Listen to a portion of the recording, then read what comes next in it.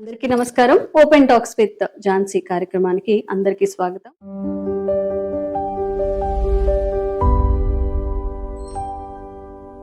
మరి ఈ రోజు నేను ప్రముఖ ఆధ్యాత్మికవేత్త శ్రీనివాసుల అనంతరామ శర్మ గారితో ఉన్నాను. దక్షిణాయనంలోకి మనం వెళ్తున్నాం కాబట్టి ఈ దక్షిణాయన కాలంలో ఆచరించవలసిన విధి విధానాలు, అలాగే పూజించవలసిన దేవతలను, ఈ విషయాలన్నీ కూడా గురుగారిని అడిగి తెలుసుకుందాము. నమస్కారం అండి. నమస్కారం. పంచభూతాలతో మమైక్యమై జీవిస్తున్నాం. మన భారతదేశంలో పూజలకి కానీ సాంప్రదాయాలకు కానీ చాలా పెద్దపీట వేస్తూ ఉంటారు. ఈ దక్షిణాయన కాల ప్రాముఖ్యత, ఆచరించవలసిన విధి విధానాల గురించి తెలియజేయండి. తప్పకుండా అమ్మ. మనకి 2 రకాల ఆయనాలు ఉంటాయి. ఒకటి ఉత్తరాయణము, ఇంకొకటి దక్షిణాయనము. సంవత్సరంలో ఈ 2 ఆయనాలు ఉంటాయి. అంటే 6 నెలలకు ఒక ఆయనంగా మారుస్తూ ఈ ఉత్తరాయణము వచ్చేసి సంక్రాంతి నుంచి మొదలవుతుంది. సంక్రాంతి పండుగ రోజు నుంచి మొదలయ్యి ఈ జూలై 17వ తారీఖు వరకు ఉంటుంది. జూలై 16 వరకు ఉంటుంది.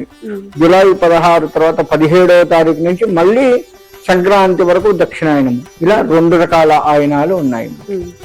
ఉత్తరాయణం మొత్తం కూడా సాత్విక దేవతల్ని ఆరాధిస్తూ వస్తూ ఉంటాము.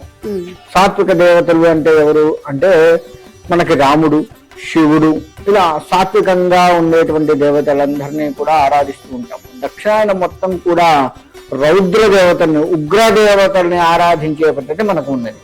ఉగ్ర దేవతలు అంటే ఎవరు అంటే నారసింహస్వామి, పంచముఖ ఆంజనేయ స్వామి, కాళికాదేవి, దుర్గాదేవి, ఇలా రౌద్రకరమైనటువంటి దేవతల ఆరాధన మనకు ఎక్కువగా చెప్పబడుతూ ఉంది. ఈ దక్షిణాయనంలో ఇలా ఉగ్ర దేవతల్ని మనం ఎంత ఆరాధిస్తామో ఆ దేవత అనుగ్రహం కూడా అంత ఉంటుంది. తద్వారా జీవితం మొత్తం కూడా సఫలీకృతం అవుతుంది. అంతేకాకుండా ఈ దక్షిణాయనము పితృదేవతల ఆరాధనకు కూడా ఉత్తమమైనది. గతించిన పితృదేవతలు ఎవరైతే ఉన్నారో ఆ గతించిన వారికి తిలతర్పణములు, వారికి చెయ్యవలసిన పిండ ప్రధాన కార్యక్రమాలు నదీ తీరంలో, సముద్ర తీరంలో, లేదంటే గృహములో, ఇలా ఎక్కడైనా సరే చేసుకోవచ్చు. ఈ మన జాతకరీత్యా కొన్ని దోషాలు ఉంటాయి. ఆ దోషాలలో పితృదోషం ఒకటి ఉంటుంది. పితృదోషానికి కూడా మనము ఆశ్లేష బలి అని ఇలా రకరకాల విధి విధానాలు ఉంటాయి. అవన్నీ కూడా చేసుకున్నట్లయితే మనకు పితృశాపం నుంచి కొంత విముక్తులు అయ్యే అవకాశం ఉంటుంది. కాబట్టి ఈ దక్షిణాయనంలో చేయవలసింది ఏందయ్యా అంటే ఇటు ఉగ్రదేవతల ఆరాధన చేస్తూ పితృదేవత కార్యక్రమాలు కూడా చేయవలసి ఉంటుంది. ఆ విధముగా ఎవరైతే చేస్తారో అటు దేవత ఆరాధన చేస్తూ ఉన్నప్పుడు ఆ దేవత అనుగ్రహము, పితృదేవతారాధనలు చేస్తూ పితృదేవతల యొక్క అనుగ్రహము. పితృదేవతల అనుగ్రహం ఎలా కలుగుతుంది అంటే వంశాభివృద్ధి. పితృదేవతలు వంశాభివృద్ధిని ఇస్తూ ఉంటారు. దేవతలు మనకు కావలసినవన్నీ కూడా ఇస్తూ మన కష్టాన్ని దూరం చేస్తూ ఉంటారు.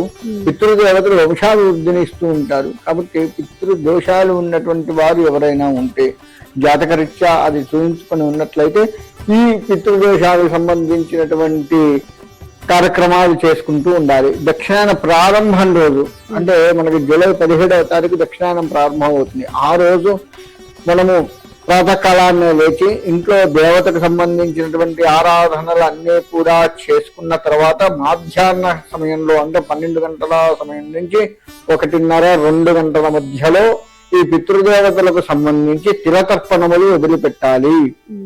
అలా వదిలిపెట్టినట్లయితే వారు పితృదేవత ఈ తిలతర్పణానికి వదిలిపెడుతున్నటువంటి ఆ నీరు త్రాగి వారు ధన్యులైపోతూ ఉంటారు, ముక్తిని పొందుతూ ఉంటారు. తద్వారా వారు ముక్తిని ఇచ్చినటువంటి పుణ్యఫలము, వారు ముక్తి పొందినందుకు కాను వారి యొక్క అనుగ్రహము, ఈ 2 కూడా మనకు కలిగే అవకాశం ఉంటుంది. కాబట్టి దక్షిణాయనం పుణ్యకాలం ప్రారంభం రోజు ఖచ్చితంగా అందరూ కూడా పండితులు, పామరులు అని కాదు, అందరూ కూడా మగవారందరూ కూడాను గతించినటువంటి వారికి తిలతర్పణములు వదలాలి. ఇది గురుగారు మీరు చెప్పినట్టుగా గతించిన తల్లిదండ్రులకి తర్పణాలు వదలొచ్చు అని చెప్తున్నారు. తల్లిదండ్రులకు మాత్రమేనా, అత్తమామలకు కానీ?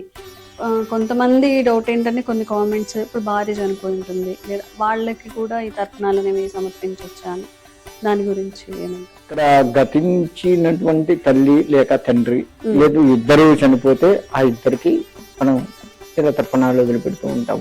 లేదు మనకు కొడుకులు ఎవరైనా చనిపోయి ఉంటారు. ఉమ్, అటువంటి వారికి కొంతమందికి అత్తగారు కానీ మామగారు కానీ చనిపోయి ఉంటారు. ఉమ్.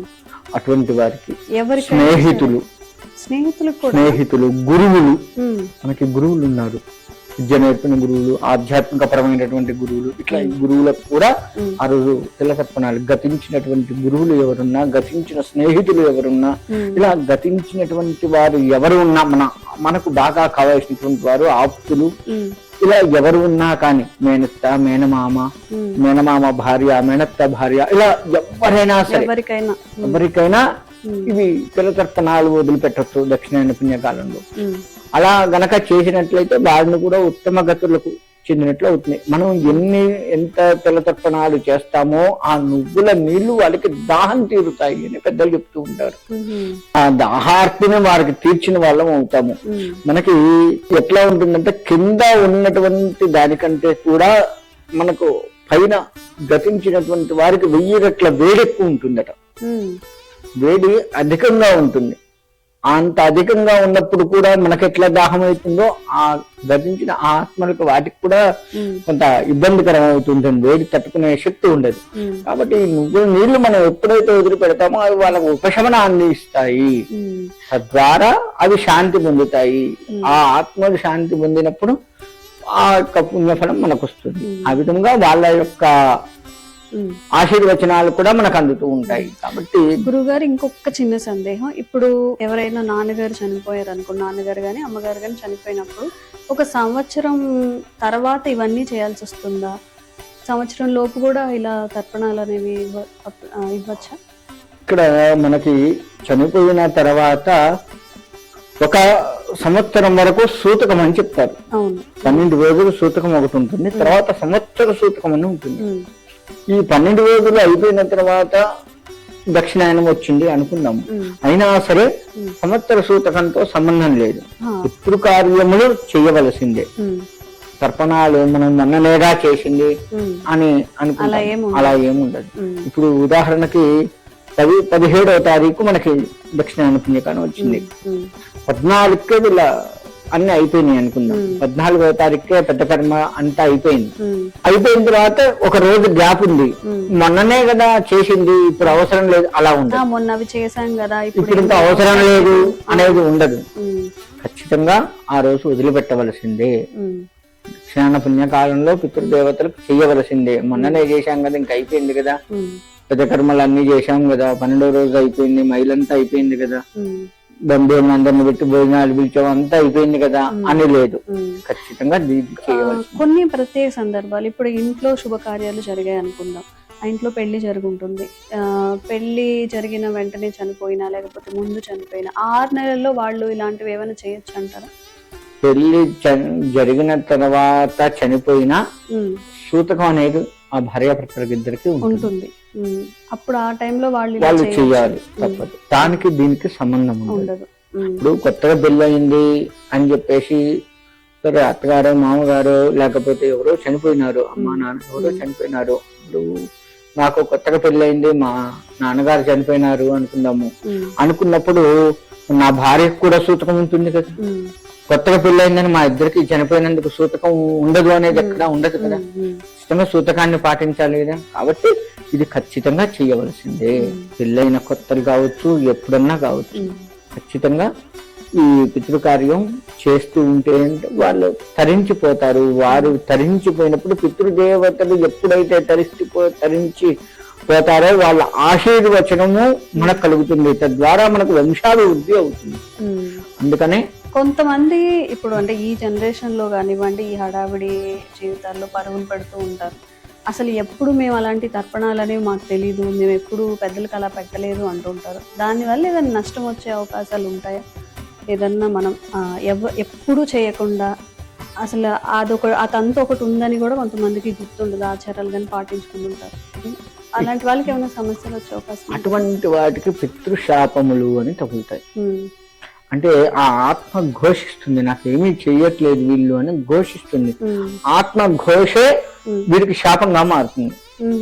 కాబట్టి ఇక్కడ మాకు తెలియదు అంటే ఇక్కడ మనం చేస్తున్న చిన్న తప్పు ఏంటంటే ఇప్పుడు మన తల్లిదండ్రులు కార్యక్రమం చేస్తున్నారు, పితృ కార్యక్రమం, పిల్లగాళ్ళు ఇక్కడ ఉండొద్దు వెళ్ళండి అని పంపిస్తారు. వాళ్ళకి ఇది చూపించాలి. మనం పిండాలు పెడుతున్నా, తట్టునాడు డోలు పెడుతున్నా, వీళ్ళు చనిపోయినారు, వీళ్ళ కోసం నేను ఈ విధంగా చేస్తున్నాను అని మన పిల్లగాళ్ళకు మనం నేర్పలేదు. నేర్పకపోవడం వల్ల మనం పోయిన తర్వాత కూడా మా నాన్న నాకేం చెప్పలేదు, ఇదేం తెలియదు నాకు అనే భావన వస్తూ ఉన్నది వాళ్ళకి. అది మనం చేస్తున్న ప్రధాన తప్పు. కాబట్టి వారు తెలియకపోతే మనకు పెద్దవాళ్ళు ఉన్నారు, గురువులు ఉన్నారు, మన ఇంటి పురోహితులు ఉంటారు, వారిని అడిగి తెలుసుకొని, మనకి తెలిసిన బ్రాహ్మణ ఎవరైనా ఉన్నా అడిగి తెలుసుకొని వారితో చేయించుకోవడం ఉత్తమం. నాకు తెలియదు, నేను ఎప్పుడు చేస్తుండగా చూడలేదు, నేను హాస్టల్లో ఉన్నాను, మా నాన్న ఏం చేశాడో నాకు తెలియదు, నేను జాబ్ లోకి వెళ్ళిపోయాను, మా నాన్న చేసింది నాకు తెలియదు, ఇలా మాట్లాడుతూ ఉంటాం. అయినా సరే మనకు తెలియకపోయినా, తెలిసినా తెలియకపోయినా అదంటూ ఉంది కదా. ఇప్పుడు మనమరాళ్ళు మనములు అనుకుందాం, వాళ్ళు వాళ్ళ నాన్నగారు అమ్మగారు చనిపోతే వాళ్ళ నాన్నగారు అమ్మగారికి పితృతర్పణాలు ఇస్తారు. వాళ్ళ తాత అమ్మమ్మలకి నాన్నమ్మల తాతయ్యలు కూడా వీళ్ళు పెడితే అలా అర్పించవచ్చా? అంటే వాళ్ళ తల్లిదండ్రులకు మాత్రమే పెట్టాలా, తాతలకి అమ్మమ్మలకి అలా కూడా పెట్టచ్చా? ఎవరు గతించారో వాళ్ళందరికీ పెట్టాలి. ఇక మనసులో అనుకొని మా తాతయ్యకి మా నాన్నమ్మకి అలా వదిలిపెడతారు. చిన్నదన్నా అంటే ఇక్కడ మనవళ్ళు అన్నారు. ఈ మనవళ్ళు అన్నప్పుడు వీళ్ళ తల్లిదండ్రులు బ్రతికుంటే వాళ్ళు చేస్తారు, వీళ్ళు చేయరు. బ్రతికున్నప్పుడు వాళ్ళు చేస్తారు. ఒకవేళ వాళ్ళ తల్లిదండ్రులు లేనప్పుడు వీళ్ళు వాళ్ళ తల్లిదండ్రులతో పాటుగా వాళ్ళ పెద్దవాళ్ళకు కూడా చెయ్యాలి. 100% చేయవలసిందే. 3 తరాలు చేయవలసిందే. నాన్న, తాత, ముత్తాత, అమ్మ, అమ్మగారి అత్తగారు అంటే ఈ పిల్లవాళ్ళకు నాయనమ్మ, ముత్త నాయనమ్మ, ఇలా ముగ్గురికి చేయవలసిందే. అలా 3 తరాలు చేయవలసిందే. చేస్తూ ఇంకా అదనముగా మన గురువులు వాళ్ళు ఎవరన్నా ఉంటే వాళ్ళకి చేస్తూ ఉంటాము. అమ్మమ్మ తాతయ్యలు ఎవరన్నా లేకపోతే వాళ్ళకి చేస్తుంటాము. ఇలా చేస్తూ ఉంటారు. అంతేకాని ఖచ్చితంగా చేయవలసిందే. మా నాన్న వాళ్ళకి ఒక్కళ్ళకే చెయ్యాలి, ఇంకెవరికి అక్కర్లేదు అనేది ఇక్కడ శాస్త్రంలో లేదు, ఉండదు కూడా. ధన్యవాదాలు.